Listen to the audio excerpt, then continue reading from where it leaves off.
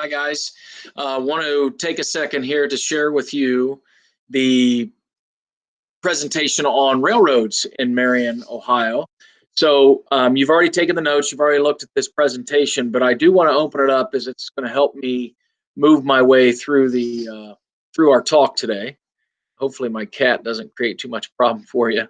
I want to remind you also to make sure that you are doing your Ed puzzle as we move through this presentation. I'm going to try my very best to make it short and sweet. It's not going to be as short as maybe you hope, but hopefully there's a lot of stuff for you to learn. So let's start just with this opening picture here. You notice that it's Union Station in Marion.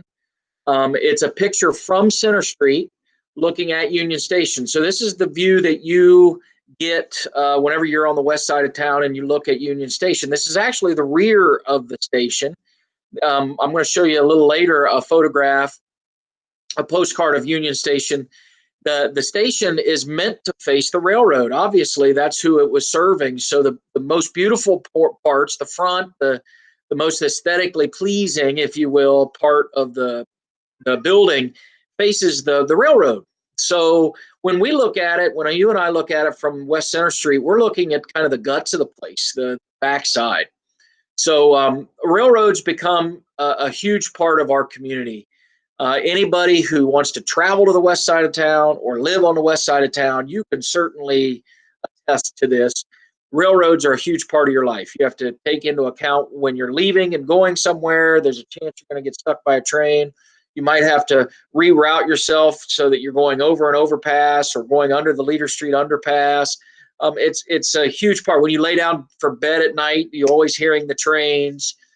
They're just an everyday part of your life. So if you grew up on the west side, or really if you're anywhere in Marion, you know that trains are a vital part. So how does that begin? Where does that all start? And so it's important that we talk about Marion before there were railroads, because we want to emphasize what it is that brings railroads to our community. So Marion's founded in 1822, and there were lots of farmers here. And the main crop that was grown in Marion County was wheat. Now, the reason why wheat was grown is because wheat was very lucrative, meaning it brought lots of profit to the farmers. The reason it did is because wheat is ground into flour, and that flour is used to make bread. And bread is a staple of the American diet. Most all of us eat bread daily. For some people, it made up the majority of their diet because it was cheap and it was filling. And so you could eat a loaf or a half a loaf of bread and have some kind of drink, whether it be coffee or some kind of watered down soup, something like that, and it filled you up. So wheat is going to be a staple, or pardon me, bread, of which wheat flour is the main ingredient, is a huge staple of the diet in America. And a lot of that wheat was grown in places like Ohio, which at the time was kind of on the west part of the country, right? In the 1820s, there weren't very many states west of Ohio. We were on the very edge of the United States at that point. Places like Kansas and Iowa and Oklahoma and South Dakota, and the places in the country where you imagine Nebraska wheat to be grown, at that point it was Indian country. So there wasn't any wheat being grown there. It was all grown, or a lot of it was grown, in Ohio. And so it's being shipped from Ohio to the East Coast, where the majority of people were living. Think about cities like Boston and Philadelphia and New York.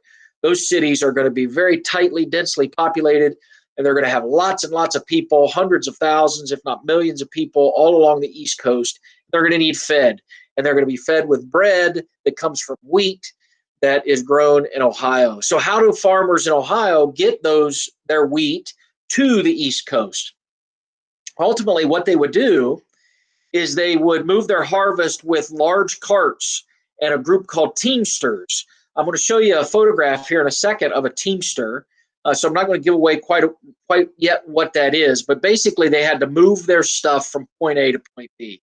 And when they did it over private toll roads called turnpikes. If you've been on a turnpike, it's most likely like a big highway, and there are toll booths every so often where you got to stop, and Dad's got to throw some coins in the basket or hand over a buck or two to the attendant in the turnpike. They're very well managed, high speed, well manicured roads that you have to pay a toll to travel on. It's no different. Go back 200 years, the exact same thing is true, except for they aren't paved roads, they are clearings. So a person who owned land between point A and point B, somewhere between the farms of Marion County and the canals of eastern Ohio, might clear a path through their woods, level out the ground, etc., and then begin to charge people to travel on those roads. So maybe it was more lucrative, more profitable for them to have a road and pay, or pardon me, collect tolls from the people who are traveling on it than to use that area as a farm to grow things. So people had turnpikes. They were privately owned toll roads. Basically, what we're doing is we're moving material, basically wheat harvest from Marion County, which if you're looking at me would be here in the state of Ohio. We're going to try and work it east, this direction, to the eastern part of the state so that it heads up to the lake.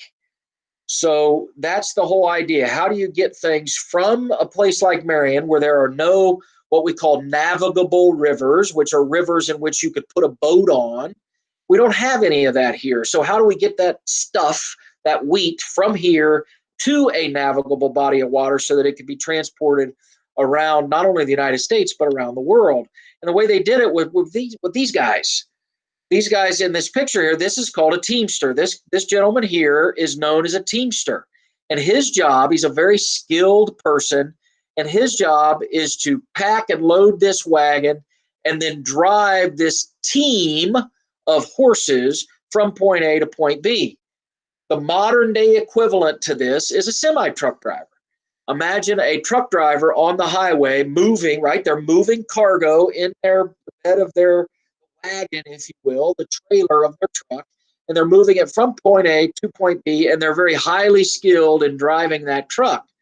Well, the truck equivalent 200 years ago, or even 100 years ago, were a team of horses. And so hence they get that name Teamster.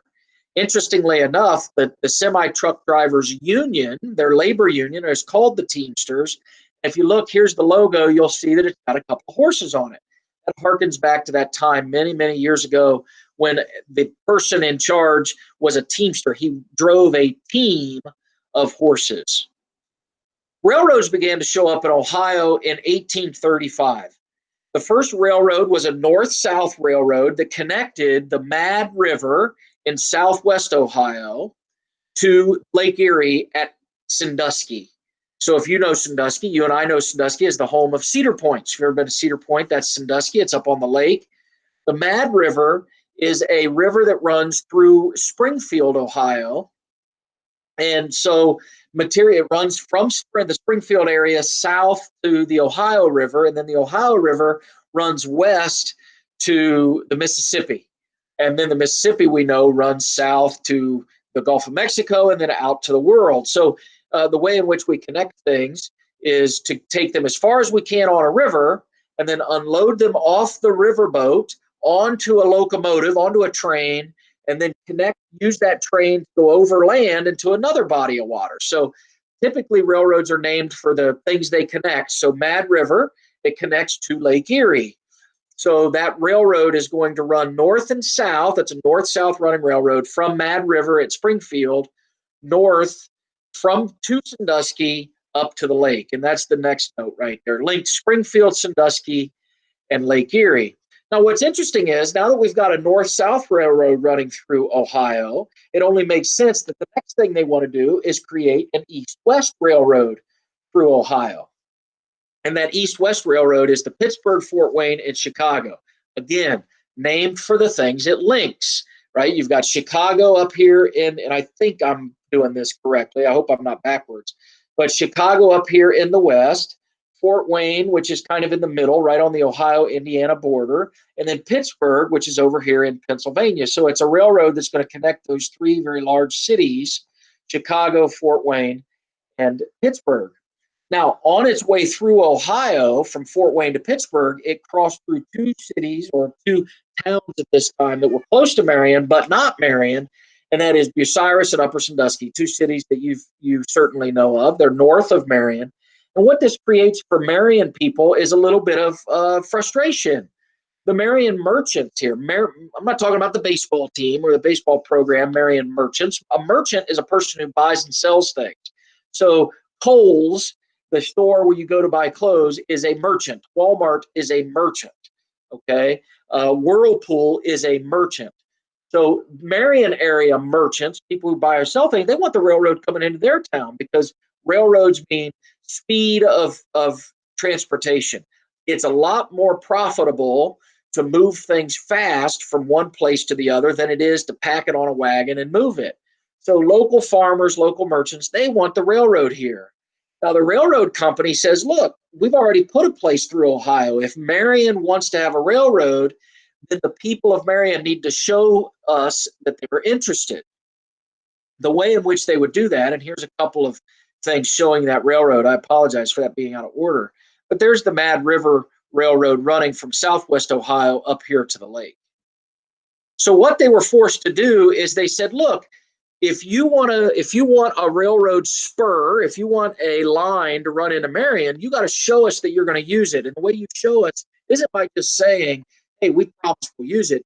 It's by showing the money, right? Show me the money. And so they want that to be invested. They want that money to be invested by buying shares in the railroad company. So the railroad company that brings Marion its first railroad is a railroad called the CCC&I. That happens in August of 1852, and the spur that comes through Marion is called the Bell Fountain in Indiana because it does just that. It connects Bell Fountain, Ohio to Indiana. And the larger railroad that it was part of, as I said, was the CCC&I, the Cleveland, Columbus, Cincinnati, and Indianapolis Railroad. So Marion merchants bought stock that looked like this. This is a piece of stock that was worth $100 a good almost 200 years ago. You notice here this says June of 1818. You can see this way back when. So this is stock that is bought for the purpose of encouraging railroads to be built. They're not going to be built unless the money is collected first. Now, speaking of Marion railroads, there's none bigger than what would eventually become the Erie. We're going to talk about the Erie in a second, but in order to talk about the Erie, we have to talk about the railroad that came before, and that is the Atlantic and Great Western. It came through Marion in the early 1870s. Later, it would become the Erie. Now, I think I've got a map here that I'm going to show you. Here it is. This is a map of Marion 1878. So this is a good 142 years old, this map. And as you can see, here are the railroads coming into town. Now, what's interesting, and I'm going to zoom in for you, here are the rail lines in 1878. Now, this is interesting. Let's back out of this just for a second, and I want to bring up Google Maps. Now, if you look here, you'll notice here is that same rail line. Watch this. We're going to go back. There it is. You can see those two. Go back to Google Maps. Here they are. Here it is 142 years later, and those railroads are in the exact same position. Now, if you notice on our old map, this crosses and heads southwest out of town. And if you look, it says right there, Atlantic and Great Western. This one says Cleveland, Columbus, and Cincinnati. So there's your two lines, and here it crosses. Now, if we go back to the map, you'll notice, it doesn't cross. Something had to happen. Well, here's what's kind of cool to take a peek at. Now, if I zoom out here, we can see the remnants of the old track. Watch this. See how this comes down. If we were to imagine, as we have over here, that this crosses, if we go here, look down here, and you'll begin to see, look at this. Notice this straight line. Again, I'm looking from satellite. This is from right now in 2020. This is a satellite image. See this rail bed? this is where the railroad used to sit. If we zoom in, you can see very clearly, there it is. And if you look close, you can see there are still tracks in the ground. How cool is that? Take a look at this. Let's go down here to Unkifer, and you can see them on Sugar Street, but let's go Unkifer right here. For those of you that live on the west side and have been on Unkifer Avenue right here, here's Sugar Street. Take a look at this. There they are, right there in the ground are the rail tracks from 140 years ago. Those rail lines have been dead for a very long time, but those are the ones we see. Look at them, they're still in the ground. I ride my bicycle through here quite regularly down Unkifer, and I can tell you they're still there. And anybody in your class that lives on Unkifer or goes down this way, they can tell you those tracks are still there. It's really pretty cool. So if we open up our presentation one more time and I click through here, let's go, come on, be quick. All right, so there we go. We see that exists. Now, you can see that rail bed as it continues on its way out of town. It's really pretty cool. Now, eventually, the Erie would become the primary railroad in Marion, meaning that it did more traffic than any other. Also, the Erie invested heavily in Marion. It only had two shops, two maintenance shops, basically two garages, if you will, where locomotives would be repaired and maintained. And one of those was in Marion. Today, where that shop was is where the Union Tank Car Company is. And again, I'm going to back out just enough to share with you, perhaps. Here we go. I'm going to share with you that location. Take a look at this. Here's Center Street.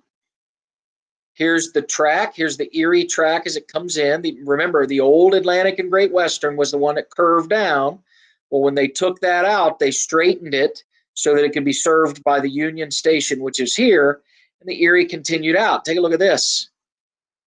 This spot here is modern day, right now, Union Tank Car. Some of you may have families or friends that work there. That is the old Erie Rail Yard. It was a large shop where locomotives from all over the United States would be brought here to be repaired. If you notice here, this is cool to see too. From the satellite image, you can see what amounts to the old, here we go, the old Erie Roundhouse. If you guys have ever watched Thomas the Tank, right, the cartoon from when you were a kid, Thomas had to get worked on. He went in the roundhouse. Well, roundhouse is a very real thing, and here it is. The trains would come in. They would be placed on a large turntable, much like an old record player. They would put the train on it, and then the turntable would turn to allow this train to move into one of these bays. And each one of these bays was like a garage, like when mom takes the car to get new brakes. They take it into the garage, they jack it up, they do all the work, and you go about your business. Well, this is the exact same thing, but for locomotives. Now let's zoom out just for a second and let's travel west here. And if you look, you'll notice that the Erie rail line continues all the way to this point where it stops. That's actually very recent. Marion Williamsport Road cuts it off now. But I want to show you something that's pretty cool. If we zoom out, you can see how the track continues. Well, those rails have since been torn up.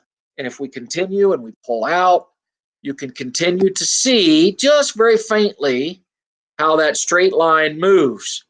Now, here's something that's really cool. Check this out. That rail bed you and I know as Tallgrass Trail. If you've ever been to Tallgrass Trail, that's what you're walking on. You're walking on the old Erie rail bed. It used to be where the trains moved in and out of Marion. Pretty cool. All right, let's go down here and let's start our, oh wait, there's still some notes, sorry. So let's present, let's see if this will do this relatively quickly. We can click our way through here. There's our map. All right, this is what I like. Here we go. It was the best locomotive maintenance shop in the country, pretty well regarded as that. It employed a massive amount of people. 600 people alone worked just in the shop. The Erie employed almost 1,500 people just in Marion. My grandfather was one of them. My grandfather worked at the Erie for a great many years, close to 35 years. He worked on the Erie Railroad. So during the 50s and 60s, it was a place where anybody and everybody could go to get a job, and it was a good paying job. It was the kind of job where, now my grandfather and my grandparents were by no means wealthy. However, my grandfather, with his job on the railroad, was able to support himself, his wife, and his two boys, my father and uncle. So it was, as you can imagine, the kind of job. My grandfather had no skill as far as he didn't go to college or anything. It was just he was a hard worker. He had learned on the job to do maintenance work, and it kept him employed and kept food on my parents' table, my grandparents' table for a very long time. So really kind of cool. So you've got this east-west road, the Atlantic and Great Western. You've got the CCC&I. Now there's going to be a northwest road. We need a northwest road to run through Marion. The industrial need for coal and iron ore and this steel, coal and iron ore are used to make steel.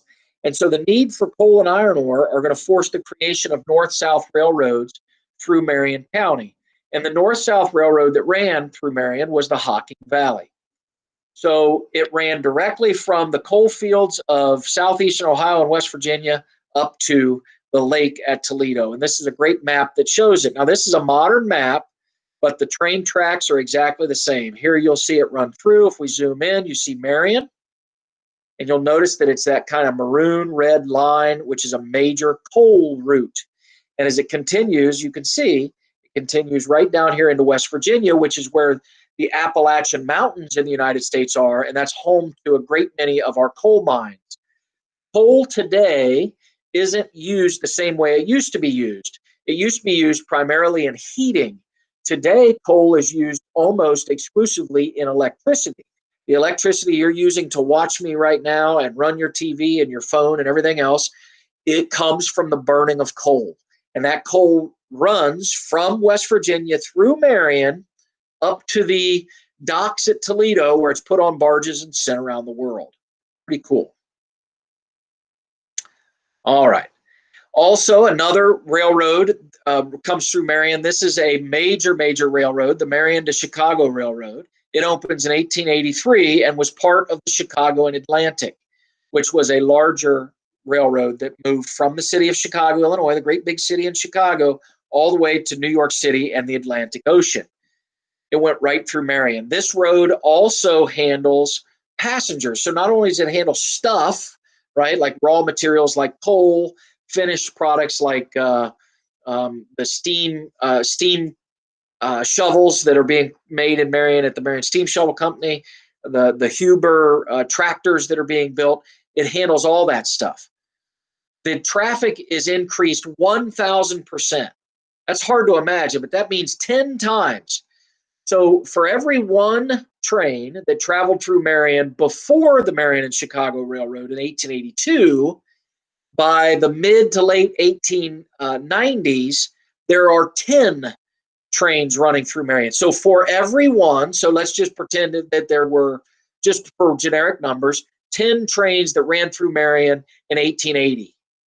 In 1890, there are going to be 100 trains running through Marion. So when you ask the question, gosh, there's all these trains running through, I'm always getting stopped, and why do I have these overpasses, and what's this all about? That all is over 140 years old, the train traffic in Marion. I think I've got another thing here for you. I wanted to show you this. This really emphasizes what Marion was about and kind of city Marion must have been. This is a train schedule of the Chicago and Atlantic Railway, which is a huge multi-million-dollar railway, a huge business, one of the largest businesses in the entire United States at that time. If you look at the schedule, this is showing when to expect trains to show up, when you expect them to leave. Now, you'll notice that in this route, here's Chicago at the top. You can almost see it there. And at the bottom, you see New York. Now, there are two what we call layovers. Basically, these are places in which you have to get off of one train, get off of, and get on the other. So from Chicago to here, you're on one train. From here to this town, Salamanca, you are on one train. And then from there to New York City, you're on another. Look at where that crossover happens. It crossover happens right here in Marion. Now, certainly the Chicago and Atlantic wouldn't want to turn off its customers or upset its customers by making them get off in a crappy, dumpy little town. Instead, they choose Marion because it has a great station. Our Union Station was a state-of-the-art, very wonderful station for a small town, for a small city. We also had a lot of modern trappings at the time, things like theaters and nice hotels and nice restaurants and clean streets and all these kinds of things that would have attracted the Chicago and Atlantic Railway to choose Marion to be a place to have people stop off. Now, you'll notice that the train arrives at 7:10 p.m. and leaves at 7:34. So if you chose, you could get off one train, get right on the other, and be gone in 25 minutes. But a great many people didn't do that. They had been on the train all day. They'd gotten on very early in the morning. Now it's 7 in the evening. They've been on the train. They're tired. They want a nice bed to sleep in. So they get off the train at 7 o'clock in Marion. They go have a nice dinner, maybe go to the show, maybe to a movie, whatever, walk around the town, buy a few things, stay in a hotel, get on the train again at 3 a.m. to continue on their journey. Or they could wait until the following evening and spend an entire day in Marion. And a lot of people did this. They knew that traveling from Chicago to New York was a multi-day trip. They didn't expect it to happen quickly. And so they knew they were going to be staying somewhere. And what that meant for Marion is that those people were going to be stopping here, spending time here, and spending their money here, which meant that local merchants, postcard person, the hotel keeper, the restaurant manager, they were making money on people who were just passing through, which is a good thing for Marion. Now, here is some photos of that freight that came through Marion. These are a couple of cannons that were built at the Marion Steam Shovel Company. This picture is taken from just off the overpass there at Columbia. The overpass wouldn't have been there, but this is a corner of Columbia and Davids, and we're looking looking north towards Center Street. This is the backside of the Steam Shovel Assembly Building, the same one that was on your Pleasure for Marion quiz, and the same one that you probably see many times a day. Look at these very large cannons. They called them rail guns. These were produced by the Steam Shovel Company for use in World War I. Here are some Huber steamrollers. Here are some Huber tractors. And here is a steam shovel built by the Marion Steam Shovel Company. Actually, this is the Osgood Company, which is another steam shovel manufacturer in Marion. So these, this would qualify as freight, right? Passengers, that's you and me getting on, going from point A to point B, and freight are materials moving from point A to point B.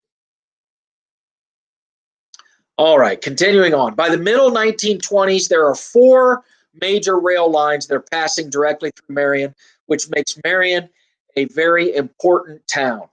I know that sounds silly, but it absolutely is rare and quite unique that Marion had all 4 railroads connecting or coming through the same town. And quite frankly, what's extra unique is that they all cross within about a basketball floor size area, which is incredibly unique. Very rare that that happens anywhere in the United States. Those 4 railroads are the Erie, the Pennsylvania, the New York Central, and the Hocking Valley. There they are. Those are the 4. Now, here's what I'd like you to do. I'd like you to get out a piece of paper. I'd like you to do something real quick, and I want you to know which railroads are which. It's important that you know which line is which. So I've got this map here. This map comes from the 1920s in Marion, and it shows all our railroads. Here are railroads coming in. Here are the railroads coming in from the east. Here are the ones coming in from the north, and which ones they are. Here you can start to see where they've got them labeled. There are 2 here. There are 2 here. The first railroad, the northernmost railroad, the top railroad that runs east and west is the Erie. The southern side railroad that runs east and west is the New York Central. So imagine yourself on Main Street at the courthouse, about right here where my cursor is. Okay, right here's the courthouse, right here. If you're headed north towards McDonald's and Taco Bell and the rest, first set of tracks, you know there are two. The first set of tracks is the old New York Central. The second set of tracks you cross is the Erie. Now, if you put yourself at Center Street, right about right here where the Palace is, and you're heading towards Motomart, which is right here, the first set of tracks that you come across that cross, remember you're on Center Street headed west, the first set of tracks is the old Pennsylvania Railroad. The second set of tracks you cross is the Hocking Valley. So this train track right here still operates a lot of coal. So this one is going to run a lot of coal out of the mountains of West Virginia, north of Toledo. This one is going to operate freight that heads east towards the state of Pennsylvania. The same with this one, and the same with this one. This one actually heads right into New York City, which is really kind of cool. Now, here's something I want to share with you. If you zoom in on where all four of those cross, right here, it's a very famous, and I know you don't think it's famous, and I know it's something that probably drives you crazy, but this is something called the double diamond. The double diamond gets its name because of the diamond-shaped pattern that shows up right here. You can see it. I'll show you a little better view. Right here, you see these diamond shapes where all those rails come together. Here's a line, here's a line, here's a line, and here's a line. So this is the Erie. This is the New York Central. This is the Pennsylvania coming this way. This is the Hocking Valley. It is exceedingly rare in all the United States that you have something like this, that in such a small area, all these railroads cross. Now, I'm going to try something here. I'm going to pull up something that you and I hear all the time. Now, I'm afraid that for some reason, the YouTube won't give me sound when I do these recordings. If that's the case, please do me the favor and search in YouTube for Marion, Ohio double diamonds. And when you do, you're going to get a very unique sound, a sound that you and I hear all the time. I grew up on Blaine Avenue on the west side, and every night when I went to sleep, I heard that same repetitive sound, that ba-boom, ba-boom, ba-boom sound, right? That double clacking that is highly uncommon in trains, but you and I think that it's no big deal. Believe it or not, that sound and that location right there, that double diamond, brings people from all over the United States to come here just to watch that. If you did a simple search, Marion, Ohio trains, there would be, I don't want to say hundreds, but there would be tens of videos of people coming from all over the United States just to videotape trains crossing at this spot in Marion. It's really kind of cool. So I'm going to play this and hope the sound comes up. But if it doesn't, do yourself the favor of Googling this for yourself, and you'll hear that sound. So the train's going to be coming in here, and you're going to hear that sound. If you zoom ahead real quick,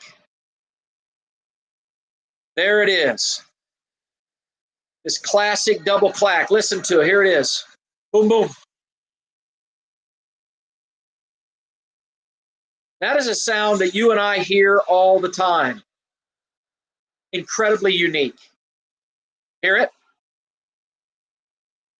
Boom, boom, boom, boom, boom, boom. It's crossing over all those tracks. People come from all over to see that. And if you have a few minutes and you're going to be a nerd like me for a second, check out some of those other videos. It's really pretty wild to see the amount of excitement people have to watch that.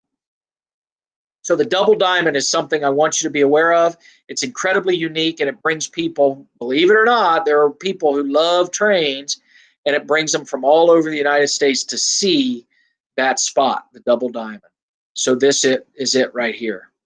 Here's a hotel that used to set just down from the Union Station, which is where people used to stay overnight. This is AC Tower. This is an electric switch house. It was the very first one. It was installed in 1903 in Marion, and it kept working until the 1990s when it was replaced. This was the first electric switch house in the entire United States.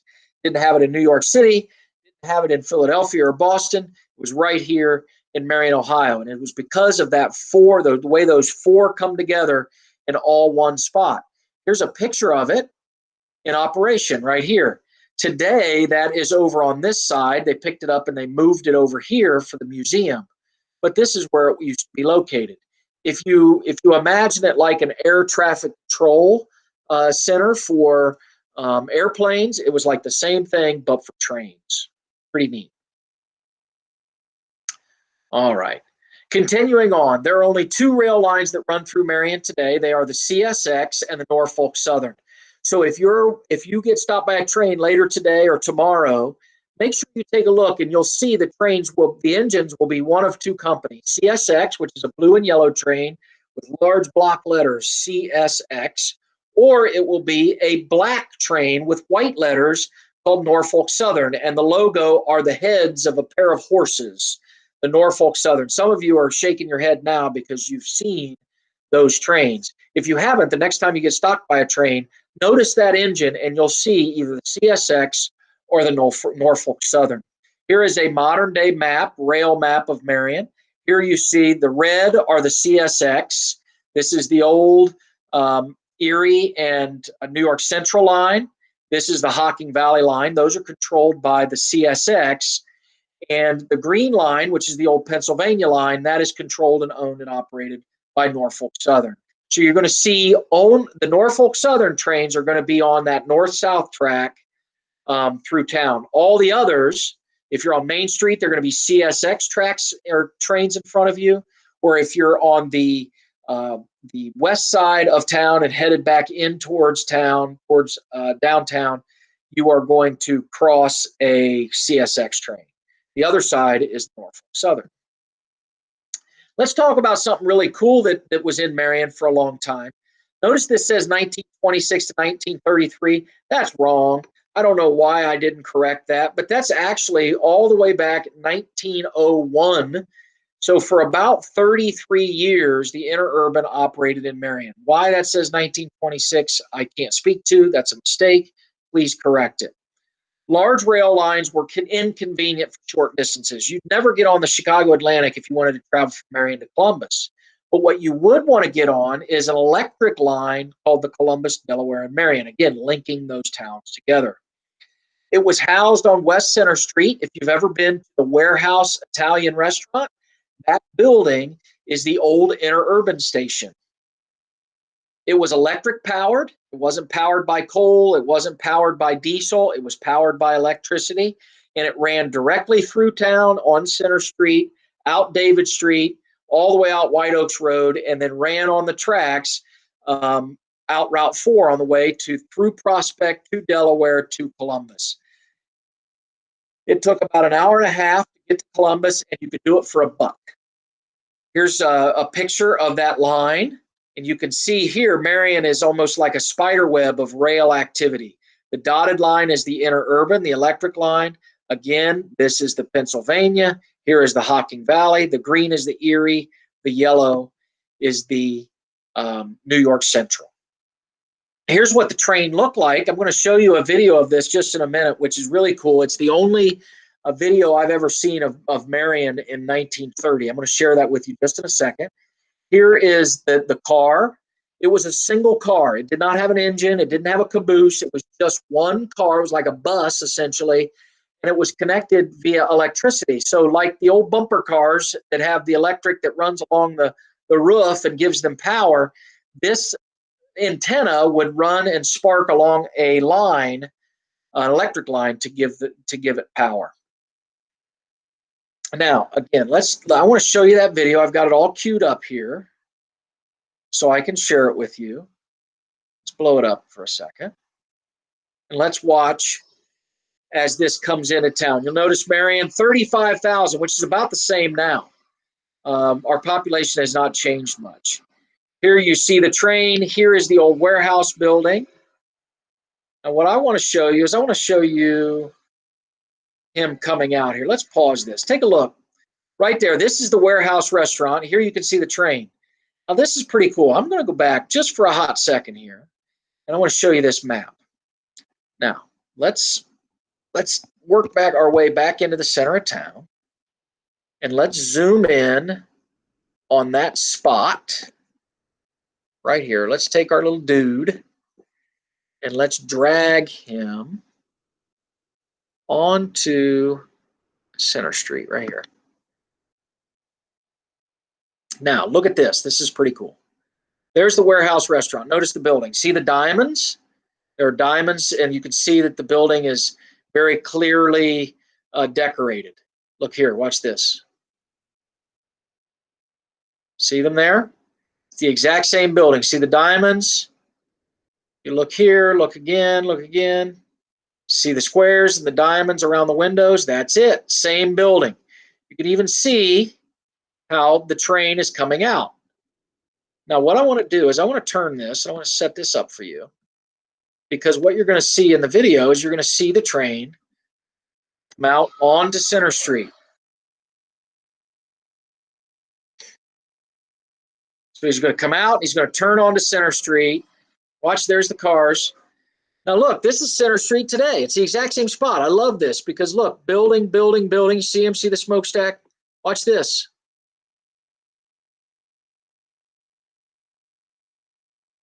There it is. The exact same skyline. There, there. Isn't that cool? Pretty neat. Same buildings 90 years ago. There they are. Same exact thing.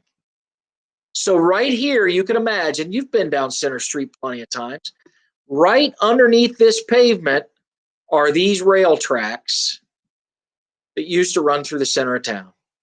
So here he goes. He's going to travel his way west on Center Street. He's going to go all the way to Columbus. We're certainly not going to watch all that, but we are going to watch him come back into Marion. So if we scoot ahead, there you go, back in Marion. Look at this view. Here is him coming back into Marion. This is the train headed east on Center Street. Now look at this. I'm going to do this for you. Let's move this all the way down here. We're going to give you the same view. We're going to do that same view in 2020. So here you go. Move ahead just a little. All right. Notice building, building, building, building. Oh, look at this. Where'd that go? It's not there. If we zoom in, look, it's not there. What happened? Well, I'm going to show you what happened. Check this out.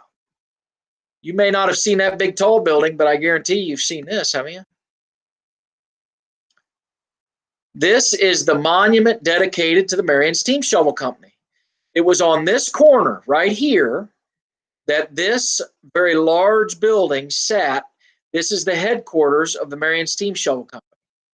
Big, big, beautiful building. This entire side of town over here used to be the Marion Steam Shovel Company. You can see the remnants of the old buildings. We've talked about this in class a few times. It's on your Because You're from Marion quiz. Look at all those buildings. Those all used to belong to the Marion Steam Shovel Company. So it's all pretty cool. All right, let's go back to our video and watch him come into town here. You can see what looks like a very large building kind of in the distance. Oh, look at that. Any idea what building that is? Some of you are saying it. I know you are. What building is it? Let's see here. Let's go to our map. Turn around. We zoom out. Let's go this direction. There it is. There's the building. What is that? You know it. Harding Hotel. Pretty cool, right? You can see from 1930 a video showing you all that. Really pretty awesome.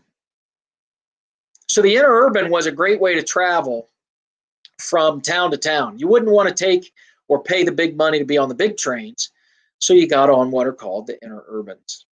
So this is the Columbus, Delaware, and Marion. It was nicknamed. It had a nickname. You wouldn't say, "Hey, what are you taking, John? You're going to Columbus. What are you taking? How are you getting there?"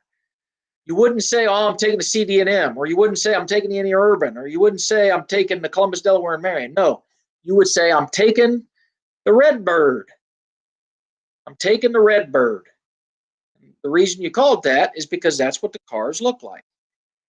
You guys have a homework assignment that's due this week, in which you have to read a couple articles. And one of the articles is entitled, quote, "Magnificent Are the Cars." It was an article advertising or explaining how beautiful the cars were. And they are. They're good-looking cars. Inside, they were all plush. They had a restroom. There's beautiful wood inside. It was very, very nice. It was a great way to travel. It only cost you $1. I'd love to be able to do that now. Nothing worse than getting your belly full at a nice restaurant in Columbus and having to drive all the way home. It'd be nice to be able to get on a train. So here we go. Electric streetcars. Some of you may or may not know that Marion used to have trolleys. So these small, kind of like smaller bus type things, these streetcars, they ran on the streets. So if you lived in a place like Oakland Heights, which is what was part of your notes, let's back this up. It went a little quick on me. Built in the early 1900s, streetcars served central Marion and Oakland Heights. Oakland Heights is that area in southwest Marion. You guys know it as the corner of Bell Fountain and Davids. There's a subway, or not a subway, but there's a, I don't know why I said that, a speedway, pardon me there. There's an old car lot. There's L&P Cakes is right there. There's a Circle K. There's the 5-0 drive-through. That whole area right there, Dino's, I guess it's Dino's 5-0. If you go through that area, that was called Oakland Heights. If you live on Woodrow, if you live on the south side of Unkefer, Congress, if you're a McKinley student or a Garfield student, you know that area of town very well. It was highly, highly populated. A lot of people that worked at the steam shovel company lived in Oakland Heights. If you were there and you wanted to go shopping, you certainly didn't want to walk all the way from there. Imagine yourself walking from the corner of Bell Fountain and Davids all the way up to the center of town on Main Street to the courthouse or pad. You wouldn't want to do that, especially if you had to bring all your bags and goods home, go grocery shopping or whatever. But streetcars gave you the opportunity to jump on a streetcar, head north up Davids, head east on Center Street, then north on Main Street, as you can see on this map.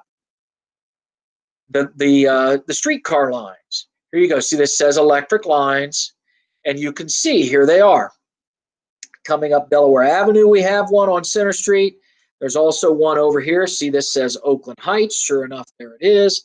It would run directly up David Street. See right here, electric line up David Street, and then it would turn right on Center and head directly down Center to Main.